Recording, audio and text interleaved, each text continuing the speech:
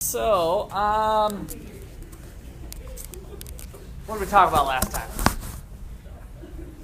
Kind of stuff.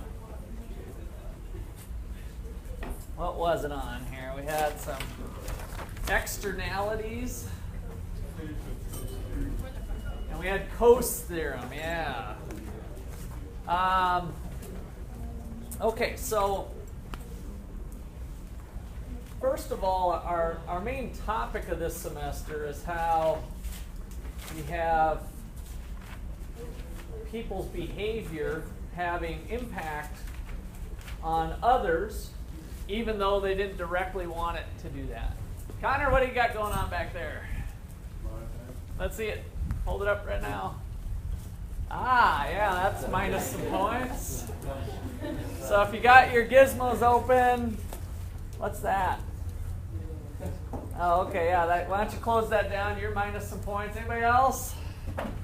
So remember, keep your gizmos completely shut down, except for class content. Don't Google something, even if it sounds interesting, that it might be related to economics. If you want to raise your hand and ask if you should Google it, maybe we will. But don't take it upon yourselves to dive into your gizmo right away. So, in fact, why don't all you guys come up? Why don't we make the black of the classroom? Get you guys in a little tighter here. Why don't we have all you guys come up a little tighter here? I want to see your faces a little bit more. So come on up. We got room up here. Yeah, this will be fun. Get you guys a little tighter in, a little more in on the action.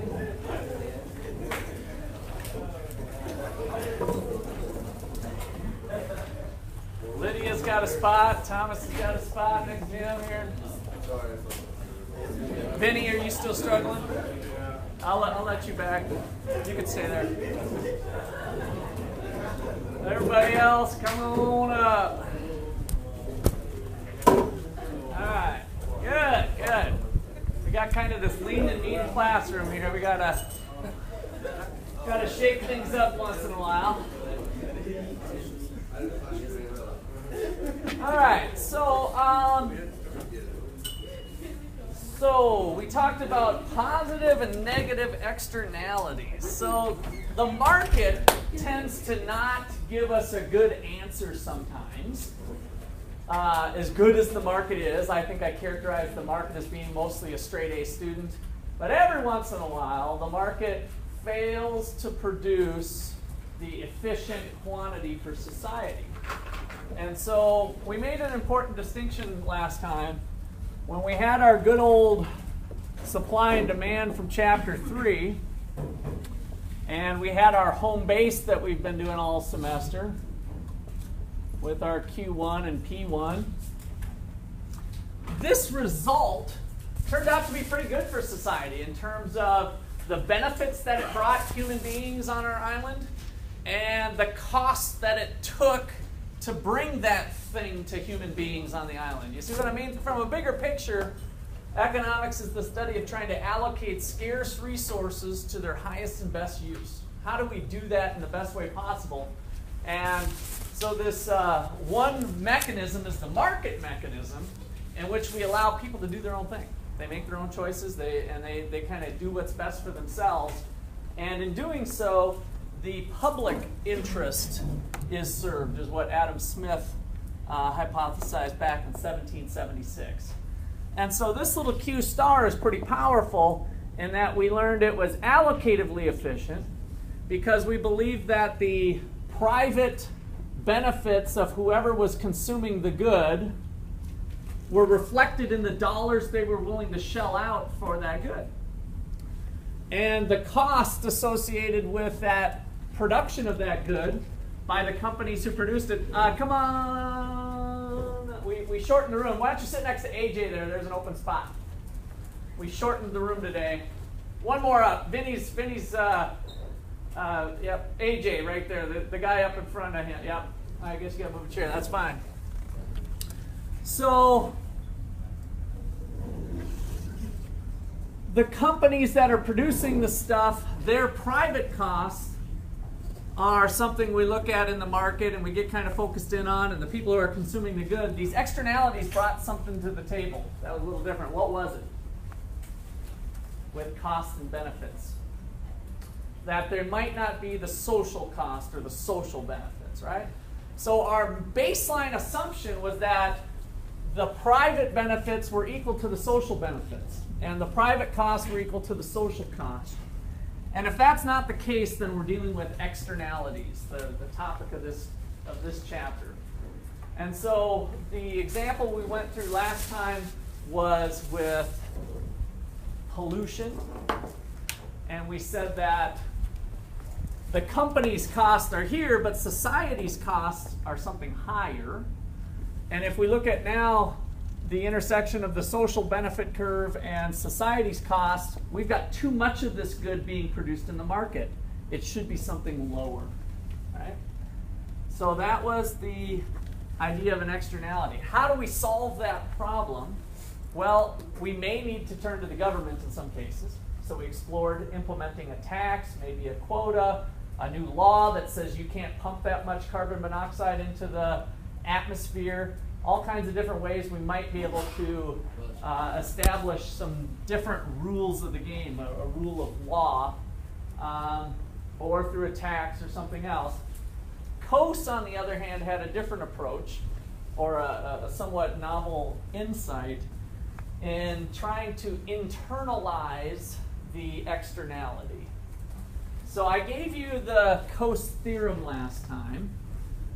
So let me kind of start off with some insights from Coase. What is the three conditions that must hold for private exchange to produce efficient outcomes? Petro, what do you got? What are you looking at?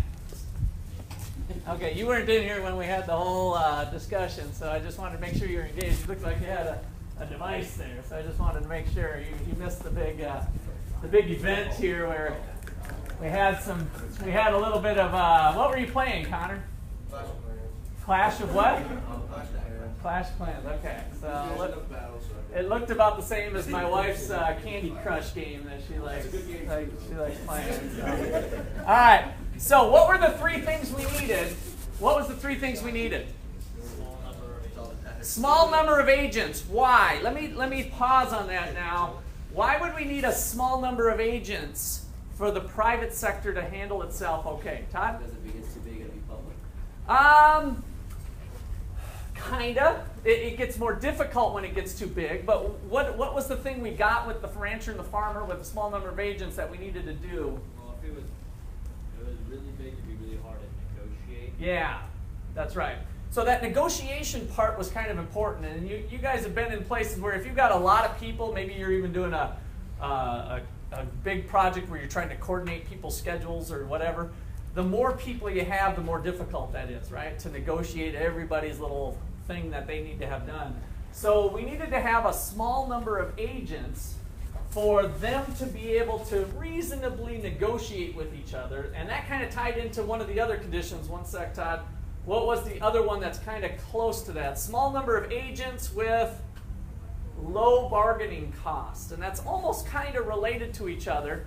But we wanted them to be able to negotiate with each other fairly easily. It's almost like a low barrier to entry, that it wasn't really expensive to them to engage in bargaining.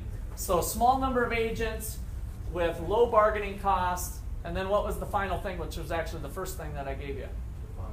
Well-defined property rights. So we know who owns what is kind of actually that's the absolute number one important thing with being able to have some success. Todd, did you have a comment or question? What was this for again? This is for the Coase theorem. Is that what you're asking, just in general? And we're picking up from last time. Were you here last time? Oh, okay. So yeah, we had that. So we had the Coase theorem. Those three conditions must hold. And the most important is the property rights. So when we start to look at the pollution problem that I posed as a general example, is there a small number of agents affected with the pollution problem? No. So probably Coase theorem might not work, right? So as we're starting to think about finding solutions to a problem, we need to kind of look at those conditions on how many people are being impacted. If there's a small number of people with well-defined property rights and bargaining costs are fairly low, then we should expect that we can negotiate our way into the efficient level of that good, whether it's the cows and corn or something else. So some of the insights we got from COAS is that we don't need government to always solve the problem of externalities.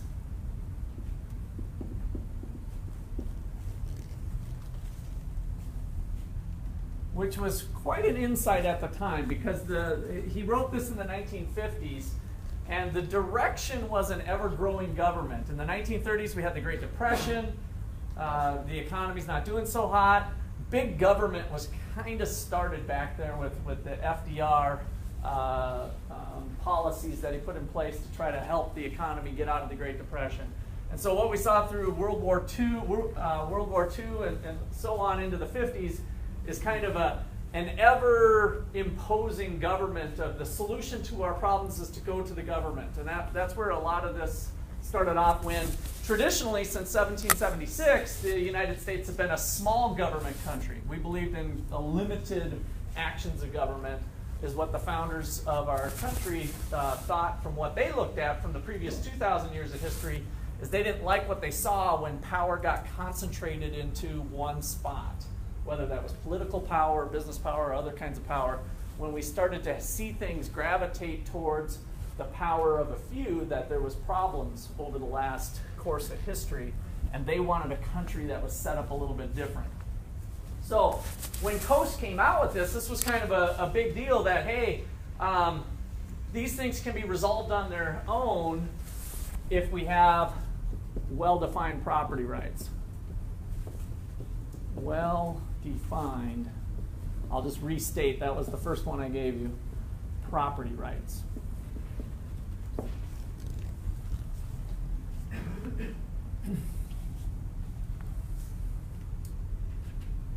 And people will negotiate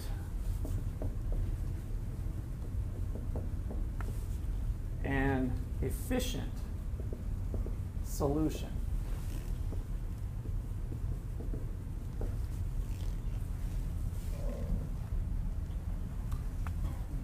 So the problem we had with the farmer and the rancher is nobody owned that piece of land. That was one of the problems. Who owns it? Well, nobody did. So that caused a problem. And what we learned was that it didn't matter if we gave the land to the farmer or we gave the land to the rancher. As long as somebody owned it, we get the efficient solution. The two parties will be able to negotiate. And so the example we went through is if corn prices went up and beef prices went down, then there's going to be incentive by both parties to see more corn used. And that might amount to the rancher renting land to the farmer, or vice versa. But we got a solution to it by allowing those parties to negotiate privately. All right, questions or comments there? Let me add one more bullet point.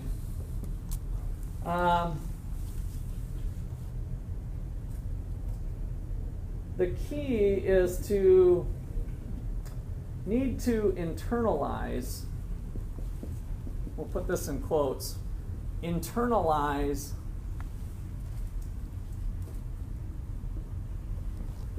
the external cost or benefit, the externality. If we can force the parties involved to internalize the externality, then we might come about with a solution that works.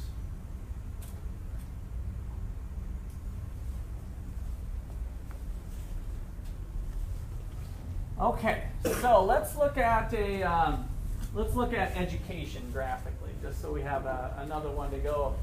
So let's say my graph here that I did is representing education. How would you manipulate what we have with the private sector? So we got the demand for education, people like yourselves. We've got the supply of education from Ottawa University. What would this look like if there's an external benefit that the people in society believe that I'd rather have more smart people running around than dumb people because of lower crime rates and maybe some other things? What's that? The demand should go up, okay? So how would you, I agree with that, how would you verbalize that? Somebody other than Todd.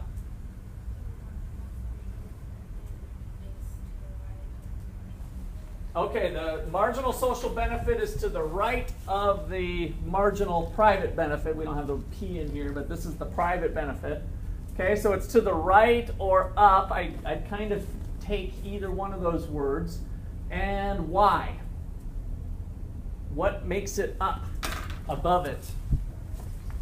What are we adding? What's the thing that it's up by? So both Todd and Alyssa are saying kind of up or to the right, so that it's located somewhere over here. Yeah, so the extra benefit to other people not involved in the transaction, right? So remember that the private benefit reflects you guys choosing to go to school because you believe it's going to get you a better job or make you a better person or be more productive. All of those benefits, you are a member of society too, right? So your benefits are captured here, but society gets a little bit more benefit too because you might be less likely to be a criminal, right? And come up with new ideas that everybody can share in, and the economy starts to grow so that you're smarter. And so as the price of education falls, would you buy more? Yes. And maybe not you individually. You might be biting the bullet of, well, I can only go so much. Once I get my bachelor's degree, I'm done anyway. But would lower priced education help to have a larger fraction of the population going to school? Yes, right? So we have a downward sloping demand curve for education. That's the private benefit again. As tuition falls, people are going to go to school more. And society, for each person that goes, has a little extra benefit. And so the marginal social benefit curve lies above the private benefits. And what does that vertical distance represent? What does this little vertical distance here, I can put it anywhere, but what is that vertical distance? It actually means something. Remember, we're measuring dollars over here. So what kind of dollars does that reflect, that vertical distance? The value of that education to the private person, to society, to the people not directly getting the education. So this vertical height here, for this person, somebody out there was getting this much benefit. This person who actually went to school got this much benefit, but then society benefited this extra amount. And so I'm wanting to spend a little time to highlight that because that ends up being a point of confusion a lot of times. So this is the external benefit. And it is measured in dollars. So again, economists sometimes think they can do maybe more than they can, but we can put a price tag on that somehow. Or at least in theory, there's a price tag on it, a value of that external benefit. And that's the vertical height. So where is society's optimal quantity relative to what the market's doing? Where is society's optimal quantity of education? To the right or to the left? To the right, right? So we know that where the social benefit curve intersects the social cost curve. Whoops, I didn't put the social cost curve up here. Where is it? Same place as here, unless what?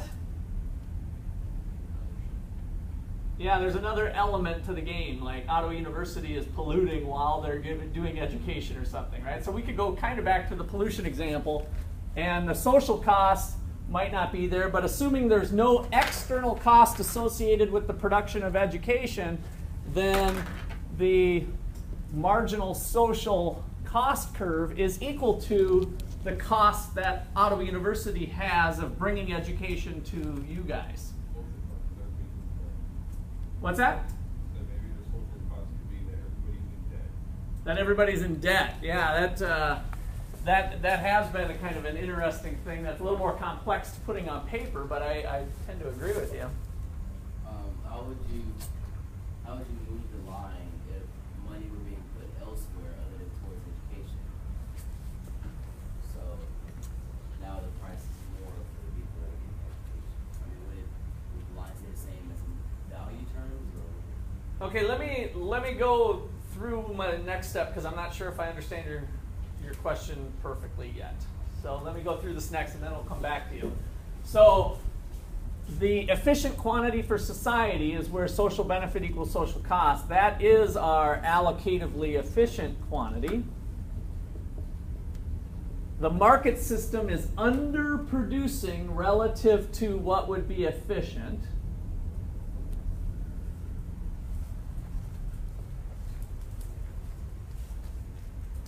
Is there a deadweight loss?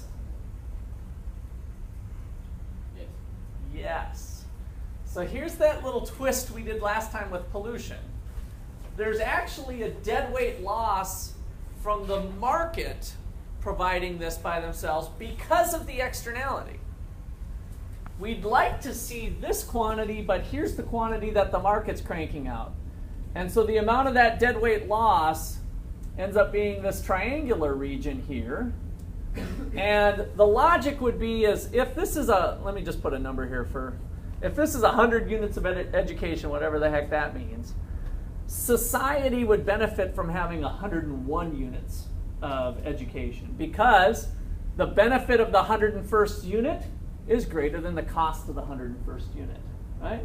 And so if we tell that story, we end up getting that familiar triangle region here, which is the deadweight loss that currently exists with the market system. The market has failed to produce society's efficient level of production.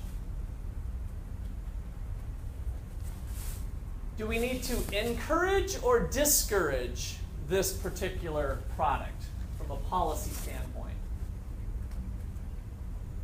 Encourage, right? So we'd like to see more education out there. So what could the government do to encourage this? Well, like in Germany, they're giving us free. They're giving education free. Okay. They're not going to do that. I haven't heard about that, the Germans, but how much education do you know? Is this a topic you've studied? It's just higher education, like university level education. But all 4 years, part of all 4 years, master's degree? Okay. So yeah, some countries are doing that, so we can lower it. What do we do in the United States? Charge everything. Loans and grants. So what is really effectively lowering the price? Is it the loan or the grant? The grant is more effectively really lowering. So what's the word we used when we studied this back in chapter 5 for the grant term? Subsidy. So it's government money. They're just giving you money to go to school. How many of you are getting some sort of government subsidy for school? Should be a lot of you, right? Now, there are subsidized student loans, which is still a benefit compared to what, if you guys walked into a bank and say, hey, I want to go to school, and they'd say, well, what's your credit history, what blah, blah, blah. They'd run you through the same thing they do for a car, and you might get shot down, right? And so the government does provide subsidized loans, which helps, and that's usually at a lower interest rate. So there's some benefit that flow through to you through loans too, but it's not quite as nice as a subsidy or a grant for going through your education.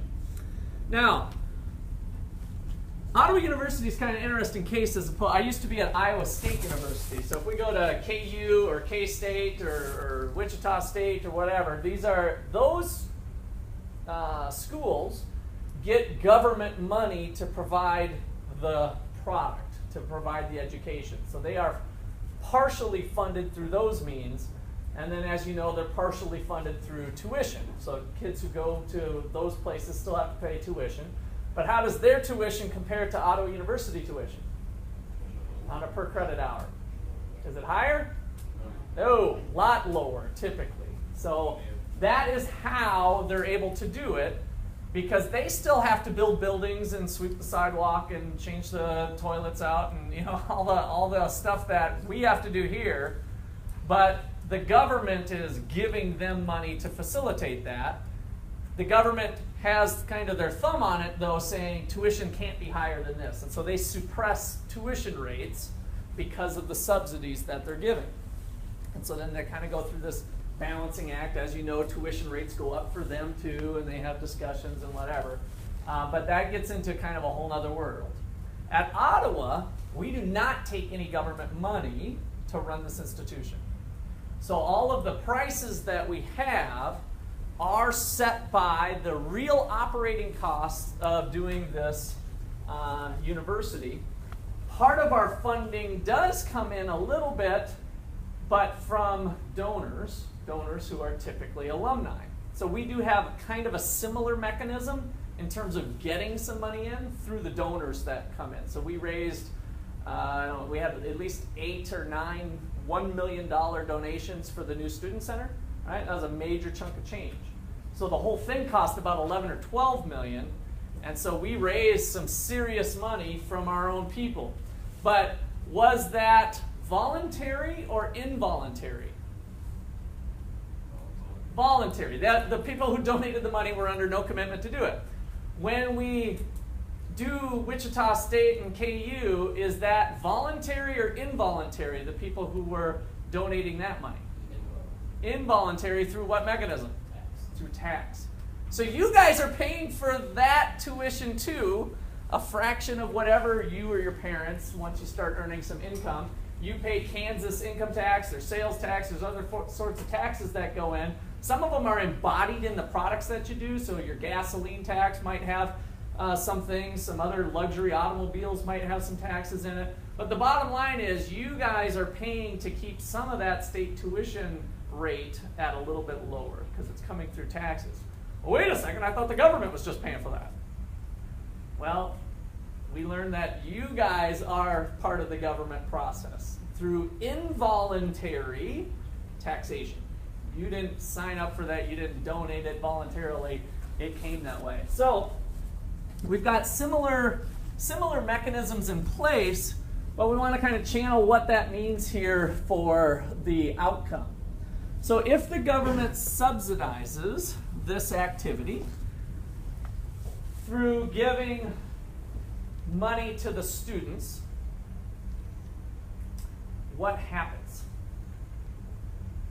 So tuition is currently $500 a credit hour, let's say. What happens with a subsidy? Okay, the price that consumers pay goes down, right? With a tax, it went up, it went the opposite direction. So it's just kind of working a tax in reverse. And if we set the tax, or set the subsidy rather, if we set the subsidy equal to the external benefit, then how that'll flow in is if I give students an amount of money equal to this external benefit, in my example, let's just say it's what do we got here? Let's just say 200. So this vertical height here is 200. If I go out and give students $200, what does that effectively do to their private demand? Do they want more or less? More. They can afford more. So they used to be able to afford this much at this tuition rate. So at this tuition rate here, they would buy this much education. But now with the money in hand, they can buy this much. And so we kind of create a fake demand curve that turns out to be equal to the marginal social benefit curve. The other technique is my floating the wedge in, the tax wedge or the subsidy wedge, staying below the supply curve, above the demand curve until it gets wedged in there. If the edge of the wedge is set equal to the external benefit, if this is the amount of the subsidy, the top part of the wedge touches the supply curve, telling you the tuition, the effective tuition rate that Ottawa University is going to collect. The bottom part of the wedge touches the real demand curve, telling you the after subsidy price of tuition that the students are going to pay, PC. Same stuff we did in Chapter 5 when we did the subsidy, except the outcome's going to be a little different. So tuition might fall down to $400. Ottawa University effectively gets $600. The difference being the subsidy. Todd? So now are there 2 places to dead weight loss? Okay, good question. So dead weight loss, what do you think? Todd wasn't here since he already told me he left a little early last time. He had an appointment. We did do this last time. Who was our dead weight loss guru? Was that Jenna who busted me on that? All right, Jenna, let's see what you got here. Is there a dead weight loss now? Or do we have 2 dead weight losses, or what's going on?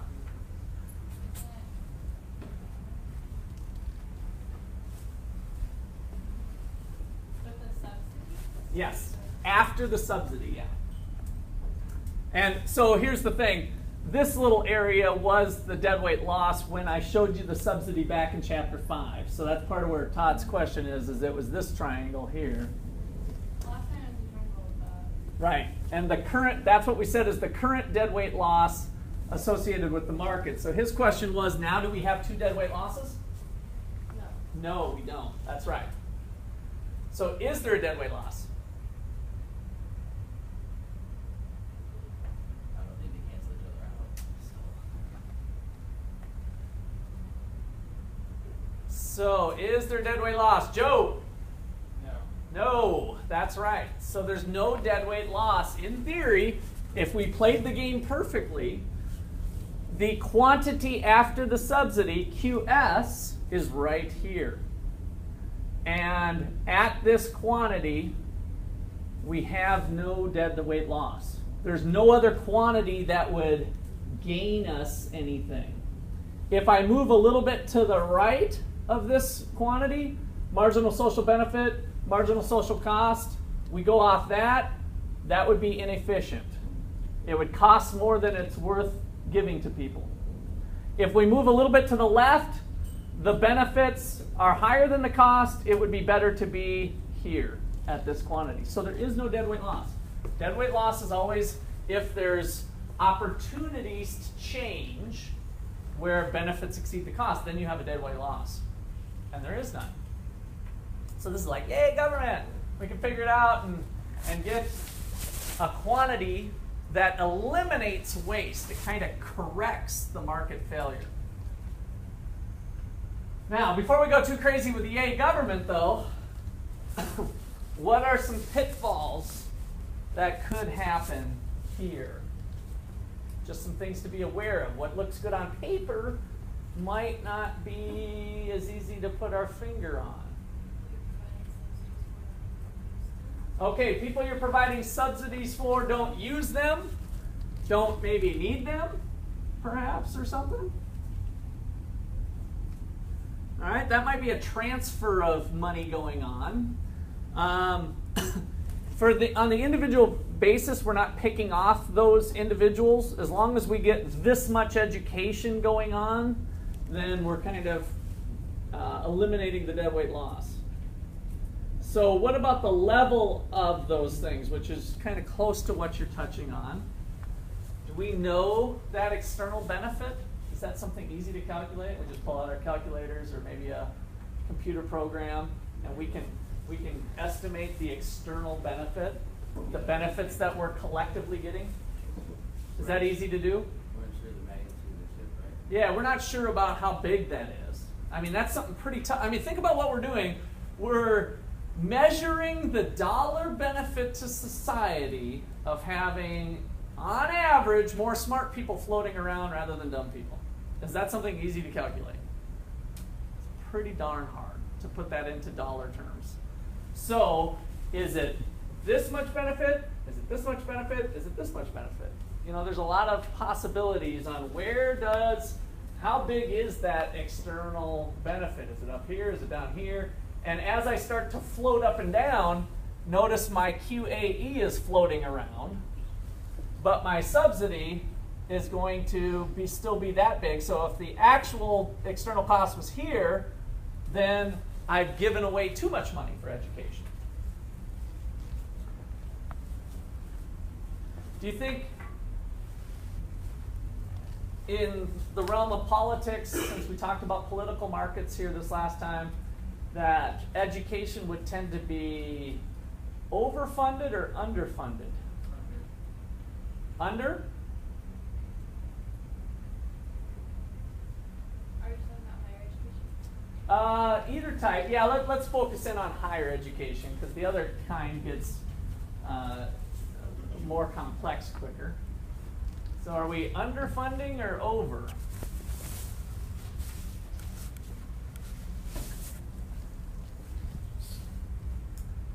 So for politicians, what do you think is easy for them to run on for a platform? That there's too much funding going to education or not enough? Not enough. So they have kind of incentives for votes because that rings nicely with voters for the most part.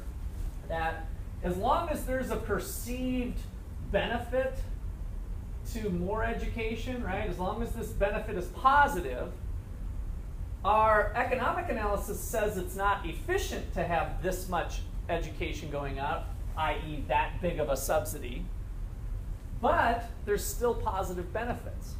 And so we start to see a push for, hey, well, we got to throw some more money at the schools. You know, that'll be a good thing. Everybody knows that. But we're not taking into account what else we're giving up to do that. And so it kind of comes back to that rational ignorance argument that might be something easier to pass by, and we might start to see too much funding going that way. Probably the bigger thing with education, as well as other items, is the solution to just throw money at a problem? You know, because that's what the people who run the program say they need to make it better is more money. But what we often find is that as more money comes in, can money be wasted? Yes, right? And yeah, the IRS scandal, I mean, we can go down the list. Are there good people spending money in good ways? Of course, of course. But do we have something in place to know that it's going somewhere? And so then we start to crawl down this abyss of standards and measurement. And how many standardized tests did you guys take K through 12, if you were to guess? 5, all standardized tests, do you think? Yeah, pre-test, post-test, anything that was kind of measuring how well you were learning this, you know? Not something that the teacher kept, but something that maybe they would report that was standardized testing. All of that we didn't used to have at all. You went to school and the teacher thought that they had something to teach you, and they would teach it in their own way, and if they didn't have a certain book that they gave you, it was no big deal. It was important to them, and you kind of learned things that way. Over time, what this abyss that I'm saying we've kind of gotten into is, if we're wasting the money, the taxpayers need to know that their money's going to a good cause. How do we know that? Well, we got to measure student outcomes. How do we fairly measure student outcomes across the state of Kansas? Well, they all take the same test. That'll work. And so we all take the same tests. And then what does that teacher do if their job is, even if they perceive, even if they're told that it's not, if they perceive that their job is dependent upon those students passing that test, what might they be tempted to do? Teach to the test. You got it, right? And so now we're teaching to the test, and is it likely that that teacher really likes that material? Or are they driven more by fear of potential job loss or promotion that they need to have you score well on that? Imagine if we had an education system where we had teachers going in and teaching the things that they're passionate about and conveying that message and kind of setting their own standards. Is that such a bad place to be in? It might be hard to measure and to standardize, but would that be all bad? I guess I didn't mean to get into this topic too deeply, but I got to tell you this. This was just amazing to me. I was at this conference in Vegas, and there was a person talking about schools, and so it was private schools versus public schools. I didn't know what the topic was all about. Well, this couple started a school somewhere on the East Coast. I can't remember what state, like Massachusetts or something. And they kind of started it out of a need for daycare. It was very difficult in their town, like Manhattan, you can imagine, or whatever, that even for kindergartners to get into the right daycare, and it's very competitive and whatnot. So they started their own school, and it grew. People bought into it, and they had others that joined, and before you know it, they were running a full-blown school. And they took a little bit different approach. The kids determine what they want to do every day. Every day. So you go to school when you're 5 years old, 6 years old, 7-year-old, and you set down what you want to do. The teacher gives you no guidance whatsoever. You figure it out. Every day, every single day, year after year. He said, we were all just kind of blown away, and then I said, he said, yeah, there was this one girl who we started to get a little concerned with, but we didn't think too much about it.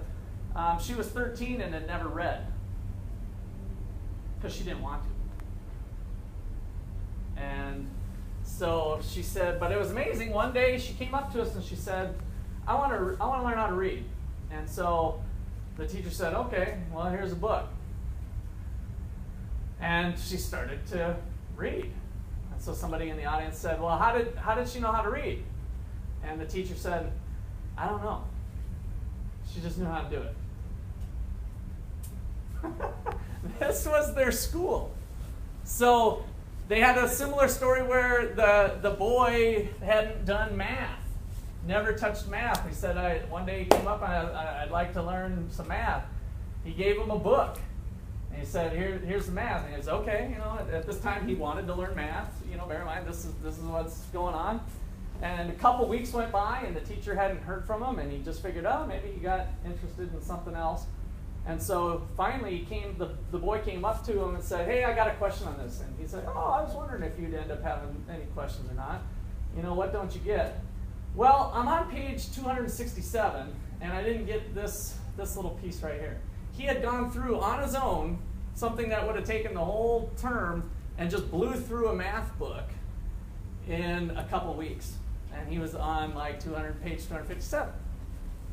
So story after story, we heard a few stories like this, and I'm like, you gotta be kidding me. And so the whole thing was set up to teach people autonomy, to be their own boss. And he said, the part of the presentation was, you'd be amazed at how people flourish in that environment where they're not told what they need to do, but they are told they need to do something, right? So it's not that then there was playtime and there was other things, but the students really set the agenda. The students, by the way, had voting rights, even the 5 and 6 and 7-year-olds, at the school for administrative purposes on what the budget for the school, because they ran a pretty small school. And they're like, well, these little kids are human beings too. They get to vote. And so the kids participated in the voting of how the school was run. They really empowered the students at a level I'd never even dreamt of, for crying out loud. So they ended up having their first graduates, and they were applying for college. And you can imagine, oh boy, how are they going to perform in college? And so the first graduate went on and they said, well, we need a transcript. And so the administrator, the guy who ran the school, said, well, just let me talk to the people, I'll explain. So on a 2-hour phone call, he's explaining how we don't give grades. I didn't even tell you guys that part. Of course, the student sets their own agenda. They don't give grades. You go all K through 12 and you've never seen a grade.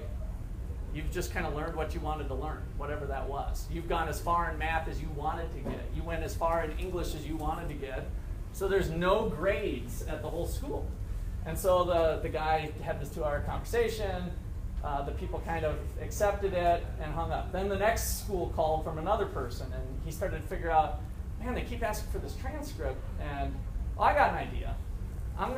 He took the letterhead in this 2-hour conversation, he kind of put that into the text of how their school runs, what their philosophy is, what their outcomes are, blah, blah, blah, blah, blah, of all that. He just put the word transcript across the top.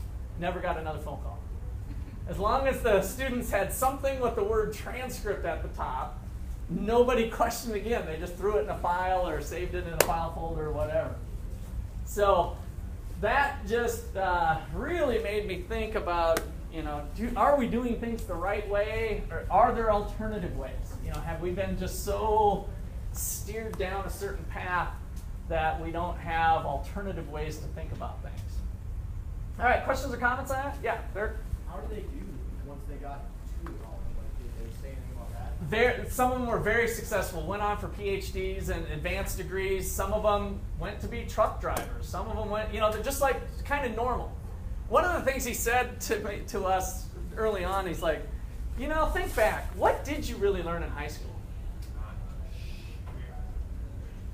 And that was kind of an interesting question.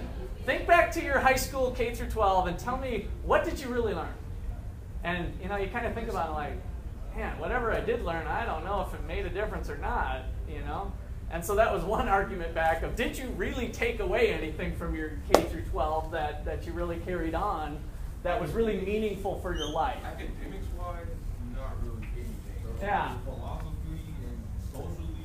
So their argument was, imagine if you could focus in on whatever your passions were. And if some people want to learn something, some academic discipline, if they're interested in biology or math or whatever, they just kind of did that on their own, but they could go whole hog and focus on it. Right? And they could get as far as they want. And so yeah, they have lots of examples of.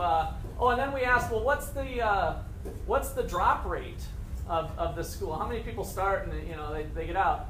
One person in like 30 years.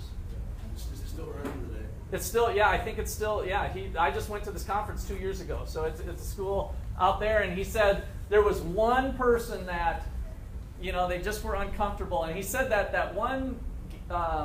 The gal who waited till age 13 to start reading, her parents were starting to get a little edgy, like, are we sure we're doing the right thing, And they waited it out, and then she went on to college. It was no big deal. She just didn't want to read at that time in her life. Do we have to be so prescriptive on the timing? So we got little robots as our current system. Well, in kindergarten you learn this, in first grade you learn this, in third grade you learn this, right? And so we've got it all regimented. That might not be the best way for people to get educated. Tag? You said there were lots of success stories. Were there any businesses after that did not learn anything? Yeah, so his comment to that was everybody comes out of there self-actualized. Like they really know themselves because they were responsible for all of their actions all of their lives. And so, people sometimes, hopefully none of you guys are like this, but you might be a little dependent on mom or dad, or you can't really do things on your own because you haven't really had that time to mature and to be on your own and make your own decisions and to have consequences and have to live with those decisions. Well, these kids did this. These kids did this their whole time. And he said, whatever they choose to do, we crank out really happy people because they kind of find themselves through this process of being on their own and having to figure it out for themselves. And so that was one of his only comments back as far as how do you measure success. He measured success as cranking out happy people and people that lived lives that were significant for themselves and that they felt they had a high self-worth and they knew who they were and they knew what their place was in the world and that kind of stuff. So, did I see another hand up? Well, it's just like when you hear the stories about how the strict parents, like the older kids, like accountable for everything, they can only do go crazy. Yeah. Yep. Yeah, and that's the type of stuff he brought up, that these kids have that freedom all their life, so they don't feel like they have to bust out of anything. They just are who they are by the time they leave there. So really I walked out of that conference and I was just blown away. Like that, I had never even dreamt something like that could possibly even work. Seems like an amazing experiment with high stakes, but these people did it, and there's some pretty good evidence that it worked all right. All right, so that was a bit of a sidetrack there. Not too much, though. It kind of in line with some of the things we're doing in this chapter. Any other comments there? You know how much it costed? It was actually pretty cheap relative to the other private schools that were there, because they had teachers that were really there not so much for the money, but for the enjoyment of teaching and guiding. Because really, there's no scheduled. This is my lesson plan for today, and I mean, these kids are literally just doing what they want. Some kids played music, and they went on to be composers and professional musicians because they played their instrument all the time, or was part of their schedule. So anyway, I think somebody did ask that, and I think it was below what a lot of other private places were, and it was self-funded again. So they set the budgets, they knew what they were getting into with expenses, and How was the classroom run? I mean, it just seems like there's just kind of a free-for-all. Yeah, I think it was just kind of a room. They might have had multiple rooms, but again, there was no bell ringing, there was no nothing. But it was just activity areas, computer stations maybe in one room or something, and depending on what you wanted to do, you just kind of moved around. All right, so let's see here. What else do we got on? All right, let's take a look at. Let's take a look at cod fishing here for a second.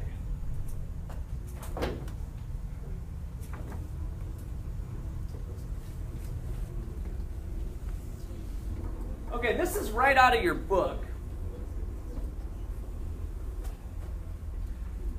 And I'm just going to read this aloud. It's in regard to tragedy of the commons. Before 1970, Atlantic cod was abundant. It was fished for many centuries as a major source of food during the first European settlers in North America. During the 16th century, hundreds of European ships caught large quantities of cod in the northwest Atlantic off the coast of what is now New England and Newfoundland, Canada.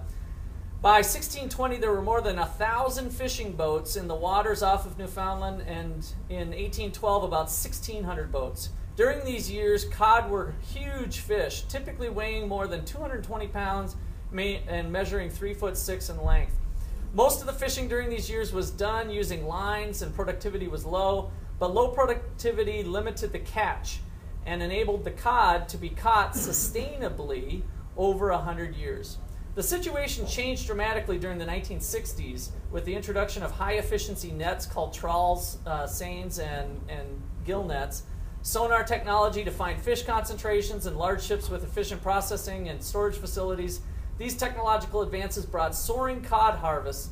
In less than a decade, cod landings increased from less than 300,000 tons a year to 800,000 tons. This volume of cod could not be taken without a serious collapse in the remaining stock, and by the 1980s it became vital to regulate cod fishing. But regulation was of limited success, and cod stocks continued to fall.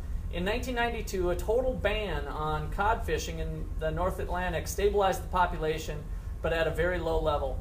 2 decades of ban have enabled the species to repopulate, and is now hoped that one day cod fishing will return, but at a low and sustainable rate. So this picture here shows the data of the cod catch. So we mentioned ocean fish. Non-rival, non-excludable, what was its properties?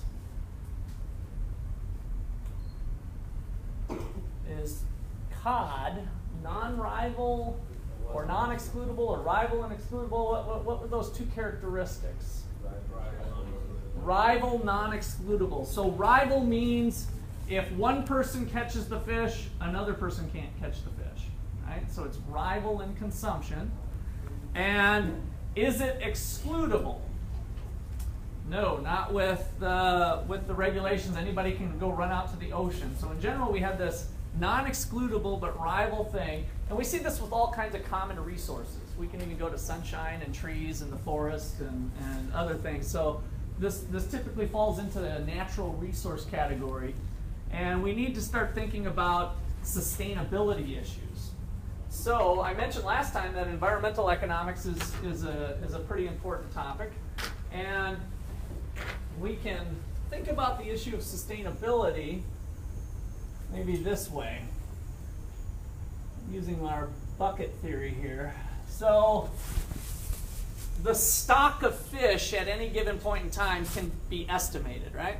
So the level of the bucket of cod is the stock variable. So today we could add up how many fish are in the ocean. Of course, we'd have to estimate it. We wouldn't be able to add them up exactly.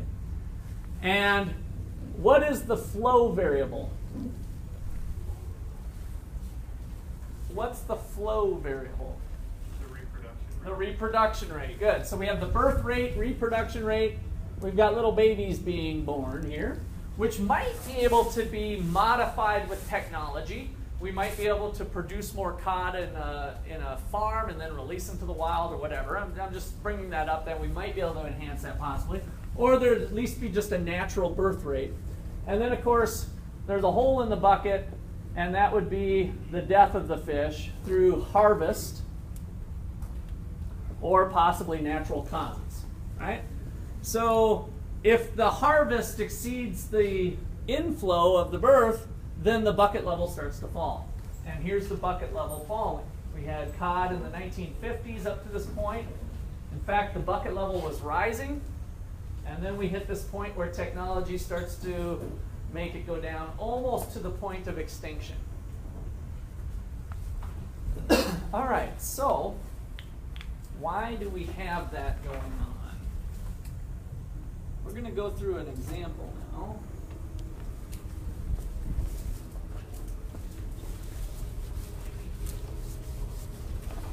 How we can address this problem. So we're going to create some columns of information. So cod, example cod. We're going to have the number of boats. And these are in thousands.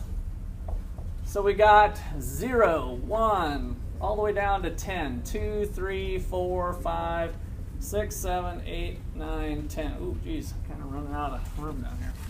So go down to 10. 1, 2, 3.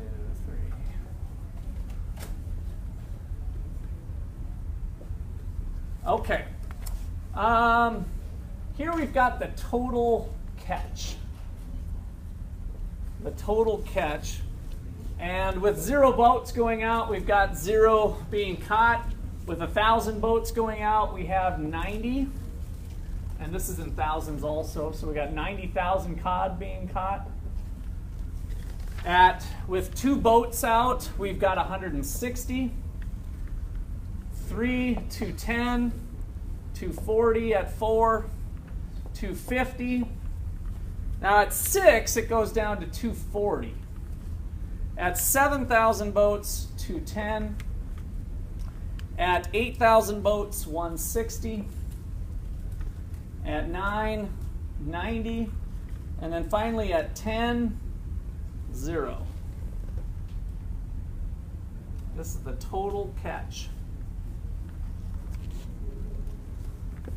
Our next column, I want to put the average catch per boat. The average catch per boat. So if 1,000 boats go out and 90,000 fish are caught, right, we get 90 per boat. And this is not in thousands. 2,000 boats go out, we get 80. So we're just dividing this by the number of boats that went out. With 3 boats going out, we got 70. And then these are just going to go 60, 50, 40, 30, 20, 10, and 0. So they're just declining by 10 each time.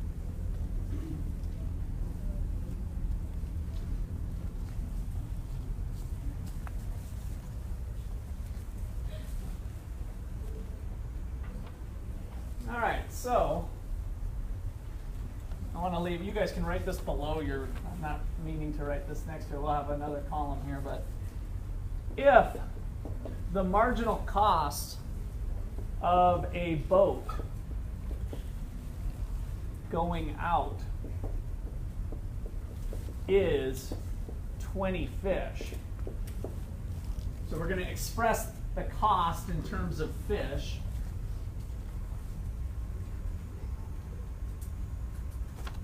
How many boats are going to go out?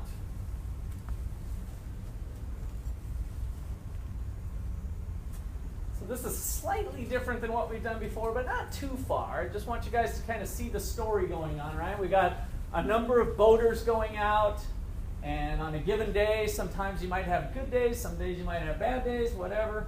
But the average catch per boat is that number. If each boat has cost of fishing gear and time and gasoline and whatever, if the costs per boat are 20, how many boats do we expect to go out? 8,000, yes. So the 8 number here, right? So I have this in thousands. So each individual fisherman, looking out for their own self-interests and being a profit maximizer, we've got marginal cost equal to marginal benefit right here at 8,000. So this average catch per boat really reflects the expected marginal benefit of going out to sea. And we learned through our perfect competition and monopolistic competition that if there's free entry and exit and no barriers to entry, then fishermen are going to continue to go out as long as the marginal benefit is greater than or equal to the marginal cost. All right. What's the problem with that amount of fishing? Or overfishing, right?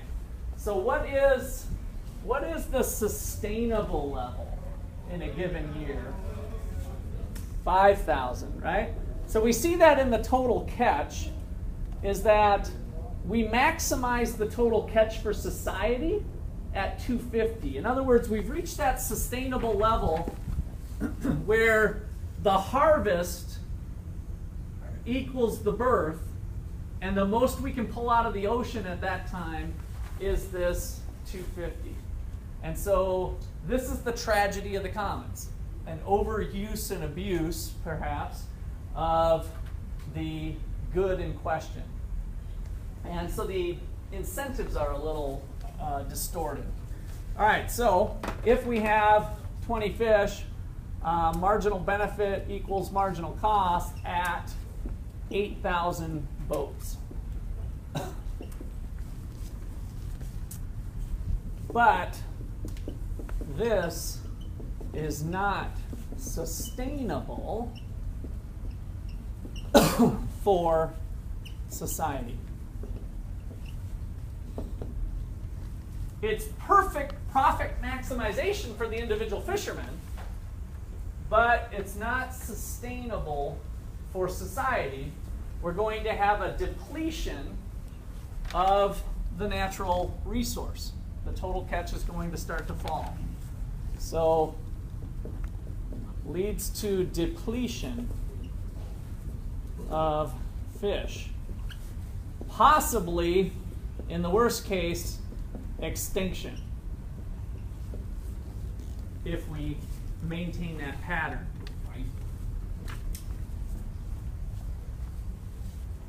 All right. So, what should we do? The total catch, Yeah. I guess I'm not getting it, because if the total catch at 5 boats is 250, and the total catch at 8 boats is 160, how is that overfishing? As more boats are going out, this is on kind of the amount at a period of time, if there's that much going out on a given year. So 2 different years, imagine. That the total catch when only 5,000 boats were going out, we were able to haul in 250 fish. Next year, when there was 7,000 boats going out, the total catch had fallen because we've continued to overfish. There's just not as much fish. Okay. Yeah, because this is a little bit different than some of the other ones we've done. So good question. Any other ones to clarify that? All right, so let's kind of graph this out. I guess before we do that, we need to do the social benefit. So the next column I want to add is, what does the marginal social benefit curve look like? So the marginal social benefit is the marginal catch per boat. And this is where this example is a little different than what we had before. So when we go from 0 to 1,000 boats out there, the marginal fisherman gets 90 for the first 1,000 boats. The second 1,000 boats, though, that amount decreases because the total catch only goes up by 70. So the additional boats that go out end up bringing in 70 more fish for society. If we send 3,000 boats out, then we end up having 50.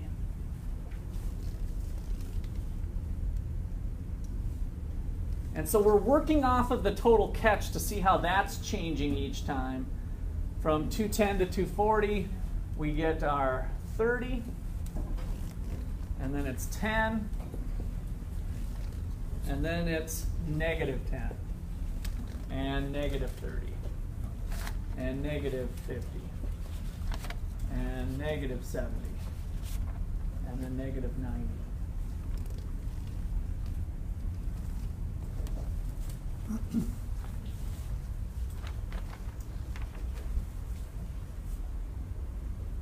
All right, so is everybody okay? Now this is a little bit slippery too. In fact, let's just jump down to this one. The marginal catch per boat is actually negative 30, but yet we said each fisherman's going to go out and probably expect to catch 20 fish. What's going on here? That's kind of weird. So we've got the non-rival part, or that these fish are rival in consumption, but each person on average may or may not be better than the other person. So as a group, all of the boats are going out, right? So this is how the total catch is changing. Going back to Jeff's question, if there's less fish out there, there's going to be less available on average. And so the more boats I send out over time, I'm actually diminishing the stock. I'm starting to feed into the existing stock of fish rather than just feeding off of the birth rate. So if I keep the birth rate and the harvest rate the same, that'll keep us at that maximum level, which is at roughly the 250 ultimately. Otherwise, we'll be dipping down. All right, let me just do a graph and then we'll wrap this one up. So if we go 20, 40, 60, 80, and 100, this is the catch. And we've got 1, 2, 3, 4, 5, 6, 7, 8, 9, 10. We've got 10,000 boats potentially going out to sea.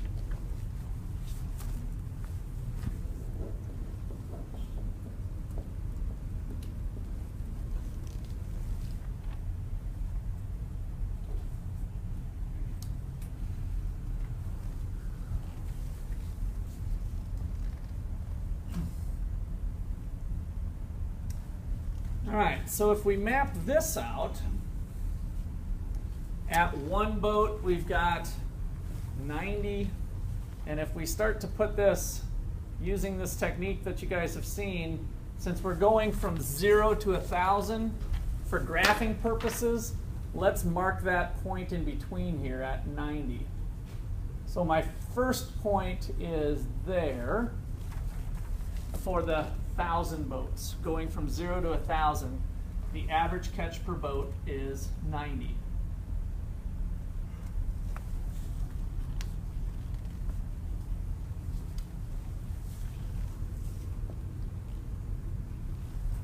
And then you can graph it all out nice if you want. If you want to just accelerate, that's fine too.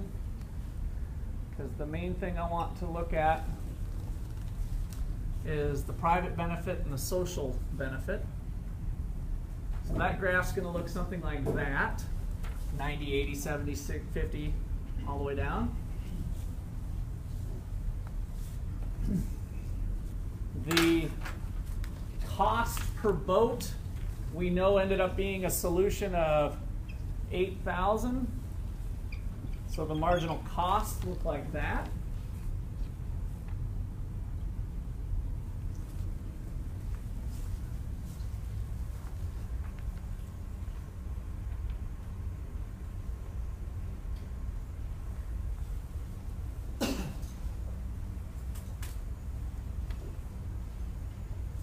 And then the social benefit, we can kind of,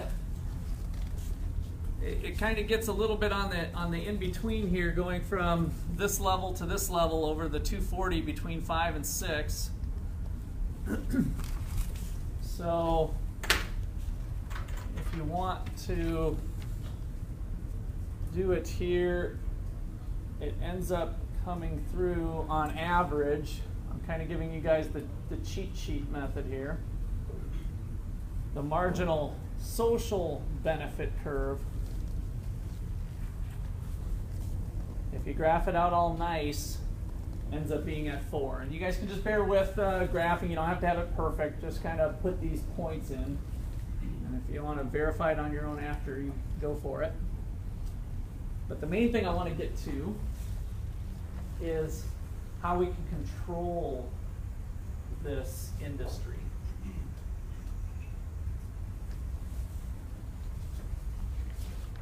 What is the real problem here in terms of the externality, in terms of external costs and external benefits, and maybe even a little bit of coast with property rights?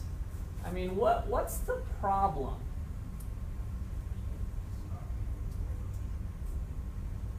There's too much fishing going on, right? Well, that's why they have like seasons and coast guards out here. Okay, so by having seasons and restrictions and licenses and permits, right? We're starting to do that now. Do they give those licenses out for free when you guys get a fishing license? No. So how much should they charge? What should be, if we were being efficient, if we gave it a lot of thought here and tried to... In terms of like fish like that, it's like how much fish you bring in. Like you get a market for it. Okay, yeah. Can be per fish or per boat. To have a fishing license, you can go out. So what is the external cost? Is this cost of 20 too high or too low? Is 20 too high or too low for each individual fisherman? It's too low, right? Because they're not thinking about the sustainability issue. So this ties really nicely in with all your environmental concerns here, is that we can probably pollute up to a certain extent. Mother Nature can absorb some of our toxins. We can dump some stuff into the river, but we can't load up the river with too much, right? Because then the quality of the river starts to fall. So we're kind of trying to find out, we can have ecologists and other people figure out what is the sustainable amount of pollution that can occur. What's the sustainable amount of fishing that can occur?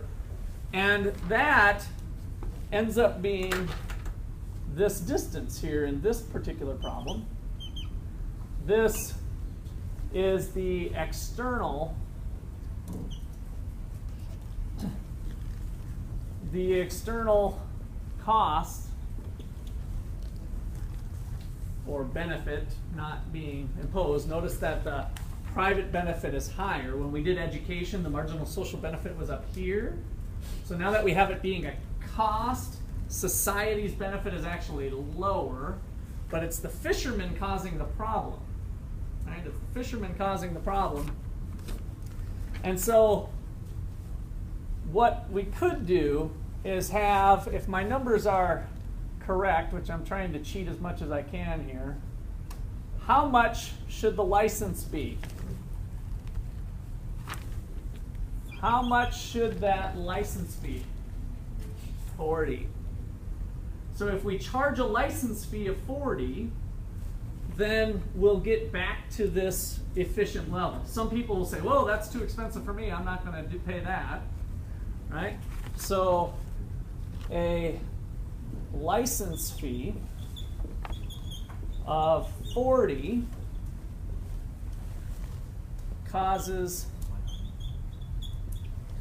the quantity of fish So we're measuring that with tax. to fall, yes, to fall to the allocatively efficient quantity.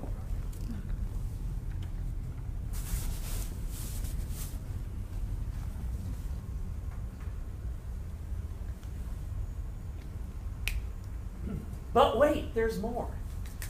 It can be too much of a television commercial. How do we know that that'll be the most efficient outcome? So we got 8,000 boats. How can we be assured that the best fishermen in society are going to be the ones who get that license? Do we know that the best are going to get that license? What might the government have as an allocation mechanism? So new government policy, folks, there's going to be a license fee, and you have to have, we're going to start issuing licenses on November 1st. I know there's 8,000 of you who want them, but we're only going to let 5,000 go out.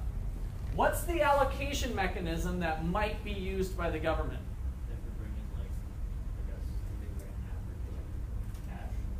Okay, maybe they could ask for that. Now, is that going to be good information if they ask all the fishermen for the average catch sheet?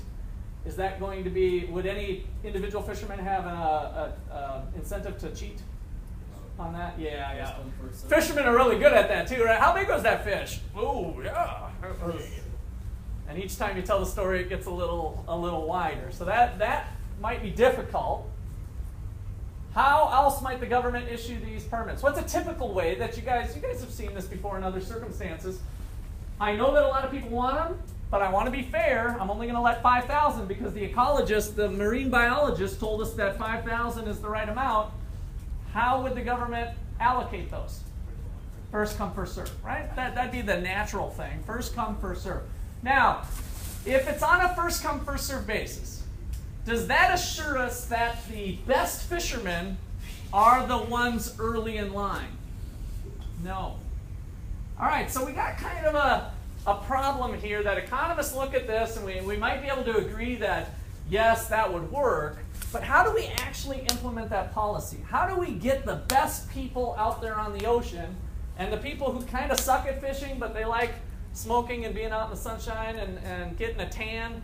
You know, maybe they should be doing something else with their life, right? This is what the economist is thinking in terms of how do we get a market response that's the most efficient? Ideally, I want my awesome fishermen out there and maybe the other ones not so much. Do they set regulations so that only certain qualify? They could, and I think that's where Raj was going with it, is if maybe we had some sort of measuring stick or something, but it might not be feasible. But yeah, you guys are on the right thing, is if we could somehow do that. But there's an easier way, actually. Meg? Put in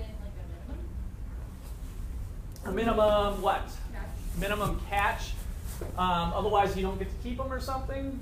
Or you have your license, you have to bring in so many fish. Oh, afterwards. Yeah. But now we got dead fish. I don't know if we're solving the problem. If we do it after maybe I'm misunderstanding, but if we do it after the fact, or we were keeping records of it somehow, I mean, that would be some of these performance ideas that you guys are coming up with. A renewal fee?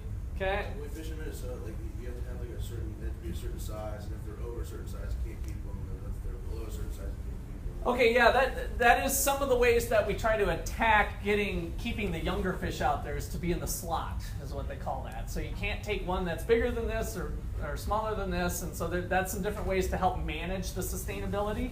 But that might be done regardless of this. But that's a good point. Some other issues. Todd? Yearly renewal fee. Yearly renewal fee. Yeah, we definitely want to do that. So let me cut to the chase, because this is pretty clever. And I would have never thought of it. Well, I shouldn't discount myself that much. Maybe I would have thought of it. I don't know. But some smart economist out there thought of this one, is to allocate out the permits, maybe to everybody who wants them, as many as we want, as long as we don't have more than 5,000. But let's say all the existing fishermen get this permit. They can buy the permit. But then we allow them to be traded. They are marketable. So we have marketable permits. So imagine that there's an initial allocation. Let's get away from the licensing fee of actually having that, and we give people these rights to permit. Could have been sold, wouldn't necessarily, but now they have the right to sell it to somebody.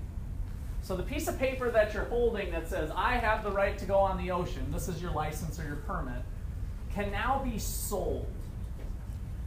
Who's going to buy these things? Other fishermen. Which fishermen? The higher skilled fishermen, the good fishermen, because they can afford to do it. They go out for a day and they catch lots of fish because they're awesome at it, right? And so when people say, oh, I'll sell mine for 30 bucks, that awesome fisherman says, oh, yeah, that's a bargain. I'll take it off your hands. And so who's the sellers of these things? The people everybody got these permits. Who's the sellers of these things? The bad fishermen, the people that suck at fishing, because they have to go out and spend $20 of real cost, and they're thinking to themselves, well, if I can sell this thing for 30, 40 bucks, that's better than going out, and I can go do something else with my life, right? And so by implementing a trading system of the permits, we end up getting the best fishermen out on the water. And we don't have to worry about, we don't have to worry about setting the price. We don't have to set it at 40. This is what we would predict is going to be equilibrium. In other words, as we go through the process of trading, the good fishermen with only this many permits being allowed, that's going to drive up the price of these. The overall cost of fishing is going to be driven up to 60. And so the equilibrium price of these permits is going to be 40 without the government saying we're charging 40. See the difference? We're going to let the market system figure out how, by doing a little COAS. How did COAS get brought into this discussion? What was done in a COASian way? Exchange of property. The property now is the right to fish. You have the right. Property rights are well defined. If you don't hold a permit, you don't go fishing.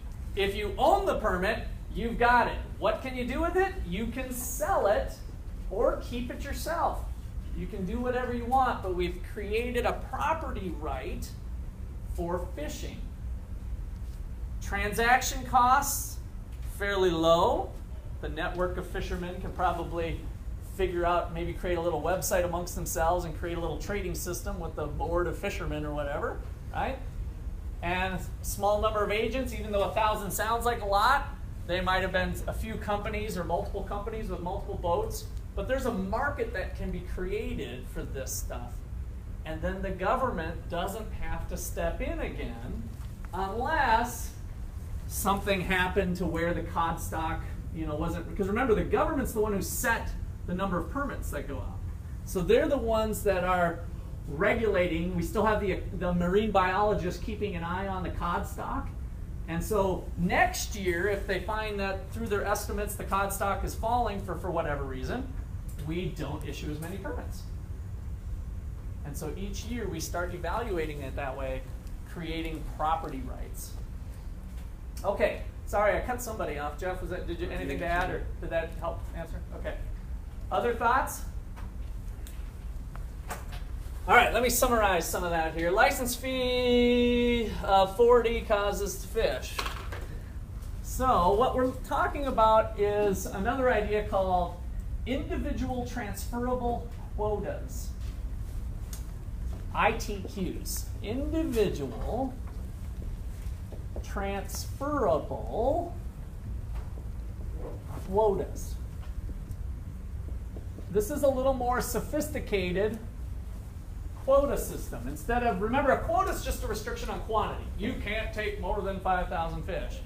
But now we're going to implement the quota, but we're going to allow it to be traded. So quota permits can be traded. Traded means sold. Bought, and let me put the words parentheses, bought and sold. Bought and sold. And the results we get from this is that the good fishermen can afford to pay more for them. So good fishermen, fisherwoman, I don't know if I can do a non-gender specific, good fisher people, good fishermen and women buy permits from not so good, from high cost fishermen.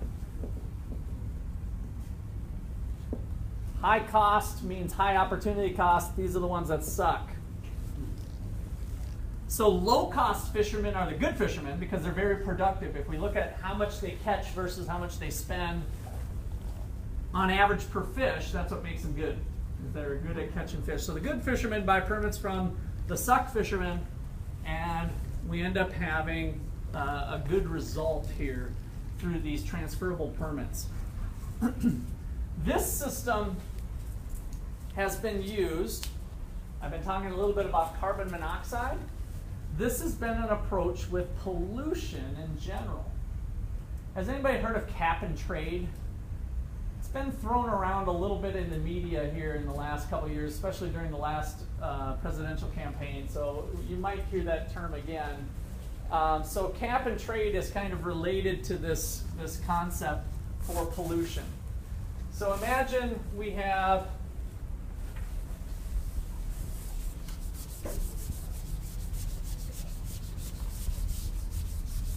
that we've got greenhouse gases of carbon monoxide. We have Al Gore out on his trail to save the world, putting out a graph that looks like this. So this is carbon monoxide or whatever toxic, bad, greenhouse, environmentally damaging thing we want to put here. And it looks like this. And here we are in 2014. And the trend over time is that these bad gases are increasing. And he says if it continues, I'm sorry, I put 2014, I meant that could be the level of the gas, but here's 2014. If we continue on this path, folks, by the year 2040, we're dead. Right? That's the idea. We're dead. So it's not so much maybe the current level of pollution, but it's the trend going up. And so if environmentalists and scientists, I should say scientists, have reports that this level of pollution, 40 million tons per day, is an okay amount, what if we just say, okay, everybody who's doing this today, you can keep doing it, but we can't have more of it. So that is related to the production of whatever you're making, whether you're making plastic bottles or golf clubs. You are emitting a certain amount of carbon monoxide, whatever you're doing today, I don't want to ruin your business. You can keep doing what you're doing today, but you can't do more. So if you want to grow your golf club business, you're going to have to find a cleaner way to do it, to provide only 40 million parts per million, or whatever, however we measure that stuff, of carbon monoxide. We're going to cap it here. So that sounds potentially bad, creating a monopoly for these firms. But we're going to allow those companies to trade their permits. Cap and trade. If we cap the amount of pollution at this level, and I pass out permits to each company